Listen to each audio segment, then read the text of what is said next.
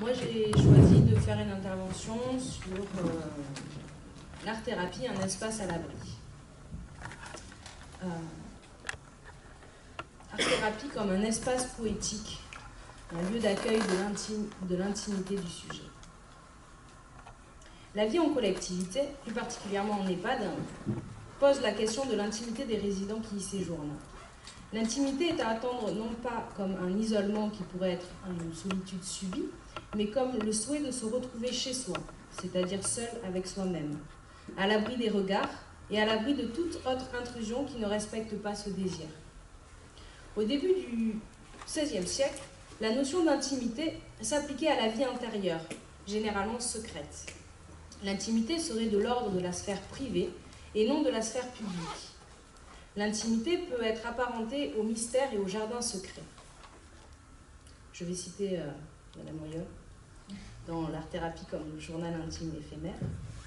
Aborder alors cette notion de journal intime n'est pas anodin en art-thérapie, puisqu'il est une écriture de soi, une écriture de sa pluralité où l'intime se livre en secret, au secret, permettant de se mettre en lumière, à l'ombre et surtout à l'abri des indiscrétions.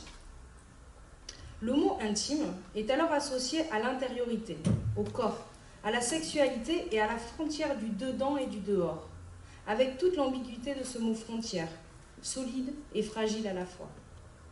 En 1213, frontière signifiait le front d'une armée, sa protection composée de militaires, les premières victimes des conflits armés, donc une frontière indispensable à la survie de l'intérieur, mais aussi fragilisée par son exposition permanente aux agressions extérieures. La notion d'intime est différente de celle d'intimité, qui peut être à la fois intérieure, solitaire, mais également partagée dans une relation amicale ou amoureuse. Je vais citer Jacques Riffaut, l'intime, de quoi parlons-nous ? Le concept de l'intime, qui ne doit pas être confondu avec ce que nous appelons l'intimité, c'est-à-dire une modalité de notre existence sociale ou le contenu d'un espace ou un droit que nous revendiquons ou voulons préserver. L'espace art thérapeutique dans une collectivité peut répondre à ce désir à la condition que l'art thérapeute ait une éthique professionnelle. Car il pourrait alors offrir un abri au sujet de l'inconscient, qui n'est pas le sujet social, pour lui permettre sa respiration psychique, de préserver ses rêveries et d'ouvrir le sujet à ses balades poétiques, loin des évaluations institutionnelles et au plus près de son intimité. L'art-thérapie en EHPAD. Le code déontologique de la Ligue professionnelle de l'art-thérapie précise « L'art-thérapeute s'engage à respecter la part d'ombre du patient qui le constitue comme sujet à l'abri de l'intrusion de l'autre. C'est-à-dire un lieu qui lui permette de faire avec ce qu'il est, tout en composant avec ce qu'on lui demande à l'extérieur. En effet, le mot art, à l'origine, vient du latin ars, qui signifie faire avec. Je vais citer M. Royal dans l'art-thérapie quand l'inaccessible étoile. Cette notion n'est pas sans évoquer cet appel de Lacan à faire avec le symptôme. Cette expression laisse entendre que c'est non seulement avec ce qu'il rencontre à l'extérieur, mais aussi avec ce qu'il est lui-même. En EHPAD, les résidents sont des personnes âgées souvent atteintes d'une maladie ou d'un handicap physique. Bien qu'une vingtaine de personnes soient accueillies par un même diagnostic médical, aucune ne va réagir, ne vivre cette maladie de la même manière, car chaque personne est singulière. Je recite M. Royol. L'essentiel, me semble-t-il, est de ne pas rester à l'aspect du sujet qui nous est adressé, aspect souvent mal supporté par le social, mais de passer de l'aspect au respect. Je comprends ici que l'on accueille des sujets singuliers en souffrance de la vie sociale. L'espace que l'art-thérapeute ouvre ne l'est pas dans une visée sociale, morale ou éducative, puisqu'il prend en considération le sujet de l'inconscient. Un lieu où les capacités créatrices et l'intime de chacun sont respectées. Dans son ouvrage « Le normal et le pathologique », Canguilhem définit la médecine de cette manière. C'est un art ou une technique au carrefour de plusieurs sciences. Donc la médecine est inspirée par la science, mais a toujours affaire à des cas particuliers. Cela suppose une écoute du malade. La maladie commence avec la souffrance du malade. La maladie, c'est une certaine relation entre son milieu et son entourage. En effet, deux personnes peuvent avoir la même maladie ou le même handicap d'un point de vue médical, mais les vivre ou trouver la manière de s'y adapter de façon singulière. La maladie serait normale pour celui qui doit faire avec, mais ce serait une autre normalité dans la mesure où il devra adapter son milieu de vie en fonction de ses nouvelles capacités pour rendre sa vie acceptable avec le moins de souffrance possible. Faire avec. Ce qui équivaudrait à rechercher un équilibre entre son milieu et son organisme. Si l'espace art thérapeutique participe de ce milieu, l'art thérapeute peut contribuer à cette adaptation du sujet, atténuant ses souffrances et l'ouvrant à d'autres modalités qui favorisent son accès à ce nouvel équilibre. Canguilhem énonce l'idée que l'on peut guérir mais sans jamais redevenir le même. Cela prend tout son sens en art-thérapie.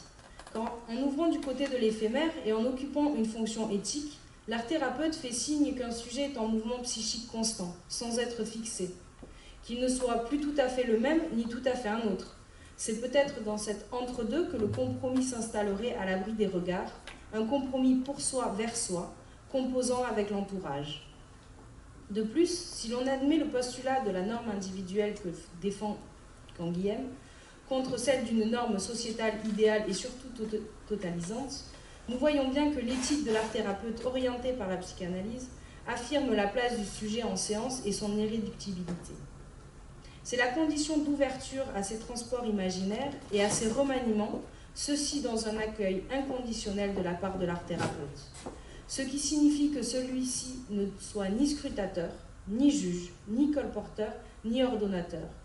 Et c'est bien le désir de l'art-thérapeute qui doit être travaillé en supervision afin d'analyser son transfert et non cette idée de vouloir mettre le patient au travail. Pour ne pas, je cite M. Royeul, pour ne pas enfermer son patient dans ses repères et son repère.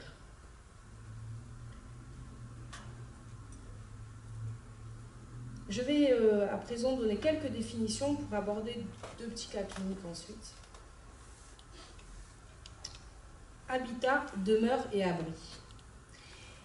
Étymologiquement, habiter signifie occuper une demeure, celui qui vit dans un lieu. Heidegger part du mot bâtir, du vieux haut allemand, Buan, désolé pour, j'ai jamais fait allemand, l'accent sera pas terrible, qui signifie habiter et qui veut dire demeurer, séjourner. Je vais donc le citer dans un texte qui s'intitule Bâtir, habiter, penser. Le vieux mot Bohème, auquel se rattache bin, nous répond je suis, tu es, veulent dire j'habite, tu habites. La façon dont tu es et dont je suis, la manière dont nous autres, hommes, sommes sur terre, et le buan, l'habitation. Être homme veut dire être sur terre comme mortel, c'est-à-dire habiter. Abri est un mot qui signifie ce qui nous met en sûreté, à l'abri de tout danger. Si nous en vérifions l'étymologie auprès du Centre national de ressources textuelles et lexicales. On entend que l'abri est un lieu sécure, où l'on a le sentiment d'être protégé et où l'on se sent bien. Demeurer signifie rester un certain temps là où on se trouve. Résider en un lieu, qui a par la suite évolué en demeurer, signifiant un être humain qui en est resté à un stade inférieur du développement mental. Demeurer serait plutôt rattaché à un lieu, à une résidence quelconque, sans que l'on se le voie soit approprié, contrairement à l'habitation, qui renverrait davantage à un choix. Habiter un lieu. La première demeure de notre habitat premier est notre maison natale. Cette maison est à entendre au sens large du terme, c'est-à-dire le lieu que nous avons considéré comme notre premier chez-soi, celle où on grandit, celle où nous constituons nos souvenirs, nos joies comme nos peines. Là où on est en sécurité pour rêver, se réaliser. Cet habitat qui est extérieur mais vécu comme un partage, une part de nous. Cela me fait penser à la tortue dotée d'une carapace qui lui fait office de protection, d'abri, comme à l'abri des regards. Cependant, l'abri appartient à chacun en fonction de sa singularité. Effectivement, un abri peut être sécure pour une personne et absolument pas pour une autre. Je vais citer Gaston Bachelard qui dit « Nous nous réconfortons en revivant des souvenirs de protection. Quelque chose de fermé doit garder les souvenirs en leur laissant leur valeur d'image. Les souvenirs du monde extérieur n'auront jamais la même tonalité que les souvenirs de la maison. » Je me souviens d'une odeur d'épices qui se dégageait d'un placard de ma maison familiale. Je me rappelle de cette odeur que j'aimais tant et qui parfois ressurgit dans mon quotidien. mais rentrant de l'école, seule, à la maison, ouvrant ce placard où cette odeur familière me semblait protectrice. Dans ces moments de solitude, ces moments où nous avons notre espace de rêverie, d'ennui, de manque, de silence. Gaston Bachelard dit « Et tous les espaces de nos solitudes passées, l'être ne veut pas les effacer. » L'habitat nous procure des souvenirs et la solitude dans cet abri sécure nous permet de rêver, de se raconter au gré des silences, de l'ennui qui renvoie à ce manque si utile à l'imagination et à la créativité. Je continue de citer Gaston Bachelard. Comment savourait-il les silences si spéciaux des gîtes d'hiver de la rêverie solitaire? Centre d'ennui, centre de solitude, centre de rêverie, se groupent pour constituer la maison onirique plus durable que les souvenirs dispersés dans la maison natale. Cependant, il n'est pas évident pour tous de se sentir chez soi quelque part, un endroit sécurisant qui permette d'aménager un espace de rêverie, d'intimité. Lacan évoque le stabitat dans l'étourdi, jeu de mots référé à l'habitat. Stabitat est un terme créé par Lacan, ce serait un cheminement pour trouver un chez-soi, mais pas forcément un lieu. Anne-Marie Brault, dans Stabitat, dit « Qu'est-ce que ce chez-moi, si c'est comme le manifeste un chez-lui » Chez moi, chez lui, être chez soi. Le je suis chez moi n'est pas n'importe quel je suis chez moi. Il n'y a plus d'une façon justement d'être chez soi quelque part, façon qui porte la marque du sujet. J'en fais un parallèle avec l'espace art thérapeutique, qui est chez toi mais chez moi, afin que le sujet puisse se dire quelque chose à lui chez moi, pour que ça prenne sens chez lui dans l'après-coup de mon accueil, sans que ce chez moi soit tout à fait le cas, puisque c'est le bureau de l'art thérapeute et non son habitat. Je vais vous parler d'une résidente que je nommerai Madame Mathilde. Madame Mathilde est une personne âgée de 83 ans. Elle réside avec son mari dans le pavillon central de l'EHPAD, mais participe à quelques années au PASA, le pôle d'activité et de soins adaptés, situé dans l'unité Alzheimer. J'avais pu remarquer une forte angoisse chez Madame Mathilde lorsque la fin d'après-midi approchait. Qui est-ce qui me ramène chez moi? Je dois partir, mon mari m'attend, il va s'inquiéter. Je n'habite pas tout près, vous savez. Je ne sais pas comment rentrer, il faudrait qu'on me ramène. C'était des phrases fréquentes chez Madame Mathilde, jusqu'à qu'on la ramène près de son mari. À son grand soulagement, selon ses dires, « Je vous remercie beaucoup parce que je ne sais pas comment je pourrais faire sans vous, sinon. C'est gentil. » Son angoisse se manifestait par une demande, « Je dois rentrer chez moi, mais je n'habite pas tout près. Ou j'habite pas ici, j'habite à la gare. Je ne peux plus rentrer seule car depuis que je suis tombée, je me perds. Pourtant, je connaissais les chemins par cœur, je faisais tout à pied. » On entend bien ici que ce nouveau lieu de résidence, qui sera certainement sa dernière demeure, n'est pas vécu comme chez soi, mais comme un lieu qui l'héberge temporairement. De sorte que ce déplacement peut être vécu comme un déracinement. L'habitat construit tout au long de sa vie. Sa demeure devient un souvenir en lieu et place d'une chambre et d'un espace désincarné qu'on lui dit sien. Dans ces paroles, je trouve que l'on entend cette aliénation à l'autre, avec une impossibilité de faire sans lui. Elle devient alors comme l'esclave de l'autre, sans qui elle ne peut rien faire, ni se déplacer, ni faire sa toilette, ni s'occuper de son mari avec qui elle a vécu 60 ans. Comment retrouver un espace à soi, sans être séparée de l'autre, pour réaliser le moindre action, le moindre déplacement? Madame Mathilde n'ose plus sortir de la moindre pièce, car elle ne sait pas où elle est. Parfois, elle s'aventure dans les couloirs pour aller chez le coiffeur ou descendre dans le salon, et on la retrouve en panique, car elle est perdue et ne sait plus comment rentrer chez elle. Et un grand soulagement survient lorsqu'elle aperçoit l'autre qui sait pour elle. Pourrait-on envisager un espace qui lui permettrait de donner du souffle à cette aliénation, une respiration qui lui permettrait peut-être de se retrouver et de se rassembler, seule en présence d'un autre? Il me semble que l'art thérapeute devrait avoir cet art discret de la présence. J'ai cité Dana Guy dans la métaphore du geste, afin que le patient puisse retrouver cette capacité d'être seul en présence de l'autre. Lors de l'entretien individuel, Madame Mathilde a verbalisé ses angoisses de fin de journée. Elle me confiait ses souffrances sans pouvoir trouver de solution qu'elle attendait de moi, ce qui pouvait attester de ses transports imaginaires, me situant à la place de l'autre, sujet supposé savoir. Je cite Jean-Pierre Royol, Le cadre thérapeutique évoque immanquablement pour le patient cette formule abstraite où le sujet fragilisé entend et attend qu'on lui impose une conduite. Identifiée comme telle, je ne répondais pas à cette demande, destinée à l'autre, que je n'incarne pas. Ma posture en tant qu'art thérapeute a été de lui renvoyer ce qu'elle en pensait, sans essayer de lui trouver la solution, ni même une idée pour l'aider. Toujours dans cette relation transférentielle dissymétrique que je souhaite poser, j'ai tenté, par le biais de mes ouvertures au dispositif, de faire ce pas de côté nécessaire à la non-fixation de la demande initiale. En effet, afin qu'un bricolage créatif puisse peut-être, si le sujet s'en saisit, permettre un cheminement autre, il est indispensable de faire ce pas de côté dans les ouvertures poétiques proposées. Sinon, ce serait comme couler du béton sur un nœud déjà bien noué, afin qu'il puisse y avoir un déplacement possible du symptôme, dans l'idée d'en faire avec. En effet, lors des premières séances, lorsqu'elle considérait avoir terminé, Madame Mathilde souhaitait me lire ce qu'elle avait écrit ou bien que j'aille voir sa construction, pour lui dire ce que j'en pensais. Je lui répétais alors le cadre. Un art-thérapeute n'a pas à être curieux, l'espace ouvert étant un lieu pour la personne accueillie afin qu'elle puisse se réinscrire dans son histoire, sans que l'art-thérapeute soit intrusif. Pour cela, il doit garder une posture symbolique, pour ne pas coller sa propre demande sur l'autre. Par le biais des ouvertures, il me semble nécessaire d'introduire une respiration psychique contre ces points de fixation de la souffrance de Madame Mathilde. Je cite M. Rouilleul. La souffrance, quand elle est représentée, extériorisée par le biais de la création, est en quelque sorte mise à distance et ne colle plus à la peau sous forme de symptômes corporels. C'est ce qui s'est peut-être produit pour Madame Mathilde au fur et à mesure des séances. Au fur et à mesure des séances, d'autres cheminements ont pu émerger en faisant d'autres choses de sa demande initiale.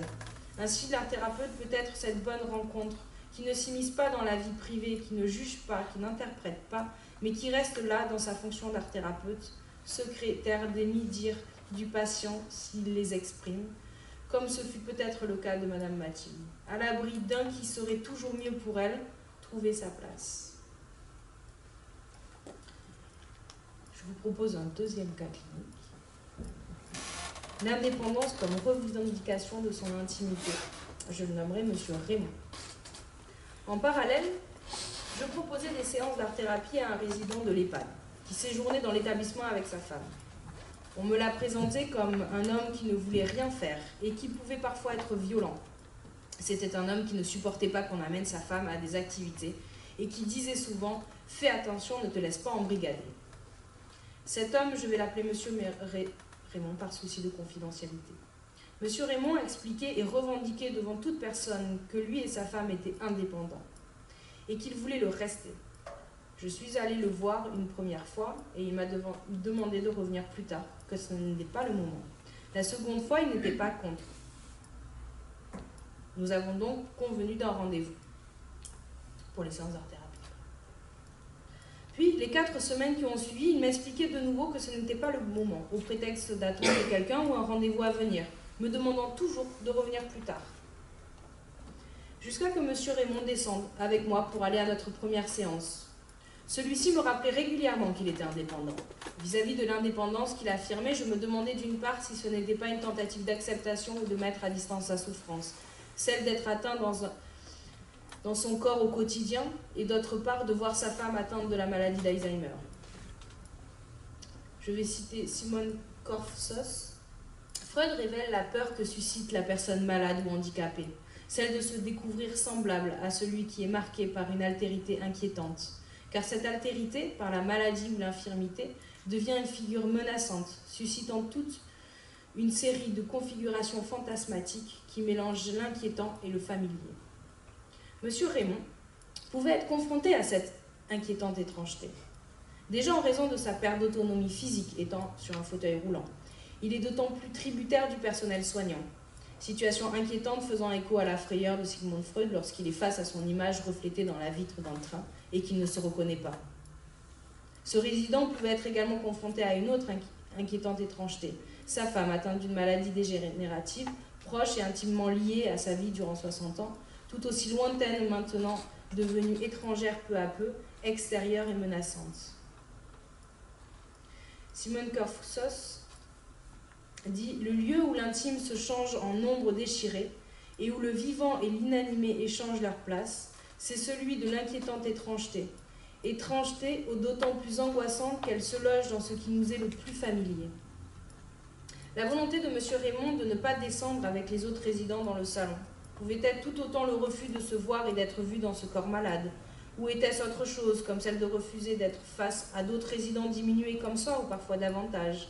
Cette inquiétante étrangeté que décrit Freud, n'était-ce pas ce à quoi pouvait renvoyer la vision de M. Raymond, c'est-à-dire le surgissement d'images refoulées de scènes de guerre, comme un présent réminiscent? Toute hypothèse était possible, mais seul M. Raymond savait. Quant à ces suppositions de ma part, elles ne me renvoyaient qu'à ma relation avec ce résident, prise dans son transfert et mon contre-transfert, et au plus près de son intimité, prise entre le secret et le dévoilement. J'ai de la même manière engagé des séances individuelles art-thérapeutiques avec M. Raymond, non sans difficulté au départ, en raison de mes dispositifs initiaux attachés à des mots. Je n'ai pas introduit l'écart nécessaire au transport imaginaire et créatif du sujet. Ces mots renvoyaient M. Raymond, habituellement très bavard, à sa réalité sociale, à sa souffrance en institution et auprès du personnel, mais non à l'inconscient du sujet. Or, je cite M. Royol, la souffrance psychique est le produit du rétrécissement, voire de l'extinction d'un espace psychique blanc, vital, permettant la circulation des différents pôles de la pensée. Je n'ouvrais pas cet espace poétique favorable à cette échappée belle, à cette circulation. Réfléchissant à mon contre-transfert, je lui ai par la suite proposé un autre dispositif composé d'une boîte avec divers matériaux à l'intérieur. Transfert que j'ai bien sûr travaillé avec mon superviseur. Monsieur Raymond en vidait la totalité et prenait soin de tout regarder afin de sélectionner quelques matériaux. Il racontait ensuite une histoire en fonction de ce que ces matériaux lui évoquaient. Son bavardage incessant lors des premières séances a laissé peu à peu la place à sa présence silencieuse. Durant ces séances, M. Raymond exerçait un mouvement d'avant en arrière avec son fauteuil roulant, soit vers moi, soit vers la table où se situait le dispositif, qui variait selon ce qu'il pouvait dire. J'ignorais ce que cela signifiait et je ne le commentais pas, tout comme je ne revenais jamais sur les séances précédentes, même à sa demande. Cela permettait de faire signe d'une avancée et non d'un point de fixation à un temps donné. Il m'a semblé que cet espace poétique a permis à M. Raymond de déposer des choses qu'il ne pouvait peut-être pas déposer ailleurs. En effet, cet espace respectait une stricte intimité, protégé de toute intrusion extérieure, de même qu'il lui permettait de renouer avec son intimité, d'être chez soi, sans que ni regard ni voix ne le guident dans son cheminement singulier. Isolé ailleurs dans la parole de l'autre, des autres, il avait le loisir ici, dans cet espace poétique, de retrouver sa solitude créatrice, selon sa propre chaîne de signifiants, ou de se plonger dans ses rêveries solitaires, habitant là le présent d'un espace éphémère.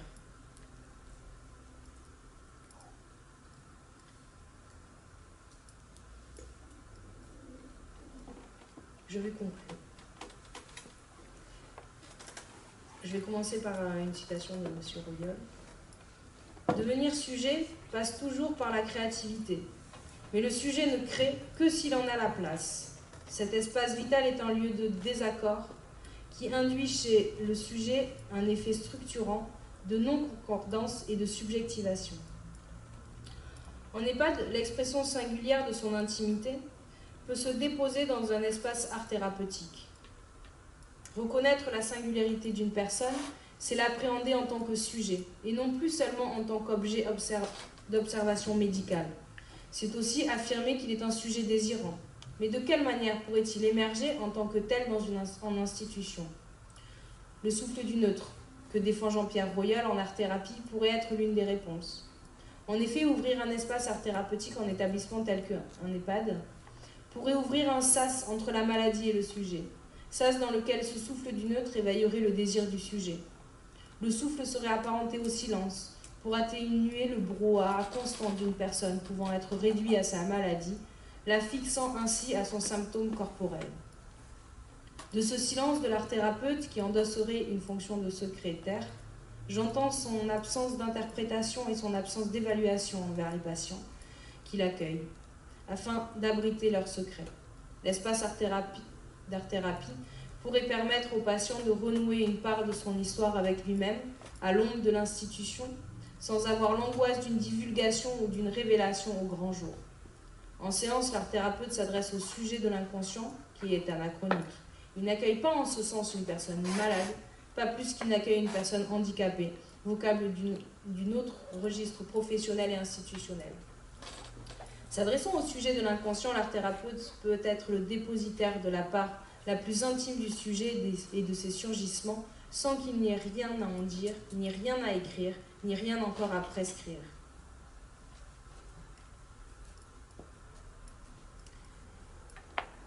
Jacques Lacan dit à propos de la schise de l'œil et du regard que le sujet est un objet pour le regard de l'autre. En tant qu'art thérapeute, le sujet nous prêtera un supposé savoir qui va nous placer en tant qu'autre. C'est à nous de l'amener à barrer cet autre en faisant attention à ce regard qui est objet A à jamais perdu. Le regard doit être un point de vigilance puisqu'il peut être perçu tout à la fois persécutant ou jouissif et peut alors provoquer un sentiment d'angoisse. Préserver l'intimité, c'est bien ce que l'espace art thérapeutique doit garantir, à l'abri de toute pulsion scopique et de la jouissance institutionnelle qui n'y ont pas leur place. En effet, dans une cure analytique, le psychanalyste n'est pas face au sujet lorsque celui-ci est allongé sur un divan. Les jeux de regard ne sont pas possibles. Il me semble qu'en art-thérapie, orientée par la psychanalyse, comme nous sommes également sur une éthique de désir et non de jouissance. L'art-thérapeute ne s'intéresse pas à la création, au bricolage du sujet. Il n'est pas curieux, car cela amène une intrusion qui peut être vécue comme violente pour le sujet accueilli. Il doit être dans cette attention flottante qui permet de ne pas prendre en considération un mot ou un geste plus qu'un autre. Il me semble que cet écart est la garantie de l'absence d'interprétation et de jugement, de même qu'il peut être la meilleure ouverture à la créativité du sujet. Une condition fondamentale dans l'exercice de ce métier est que l'art thérapeute travaille son contre-transfert en suivant une supervision. Supervision obligatoire dans le code de déontologie auquel j'adhère. Effectivement, on peut y lire « L'art thérapeute, dans un souci de qualité des soins, s'engage à être supervisé par un professionnel compétent dans le champ de la psychologie et de la psychanalyse. » Je voudrais terminer par une définition de l'art-thérapie écrite par Jean-Pierre Royol. En art-thérapie, personne ne peut être considéré comme anormal, car chacun, quelle que soit sa structure, se trouve face à un intervalle psychique qui est une véritable source de créativité.